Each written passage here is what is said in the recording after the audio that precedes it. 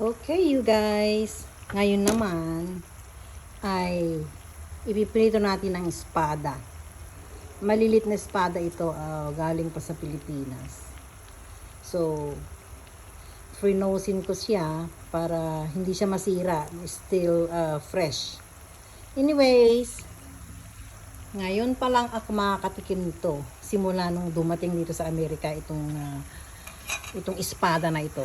So, anyways, ito na siya.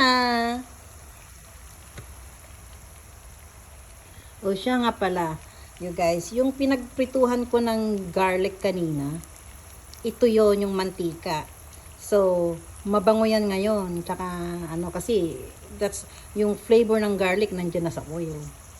So, ang sarap! Sa totoo lang, you guys, hindi ako marunong magprito nito. Hindi ko alam kung luto na to or what. Kasi napakanipis, di ba? Baka mapait pag overcook. Oh my goodness.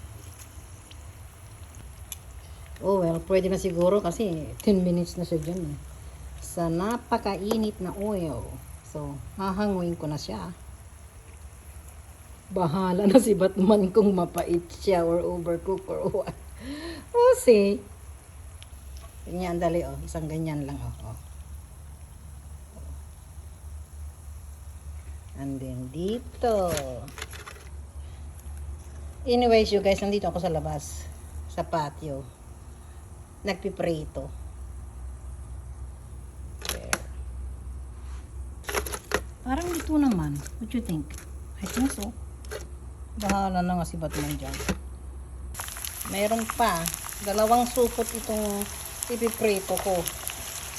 Kasi bibihira lang akong magprito. Pwede ko naman itong ilagay sa freeze ulit. Kahit nagprito na. Yan. Yan, ang gandang tignan, no? Wow. I can't wait. Kakain ako ng kanin today. I'm gonna eat rice today.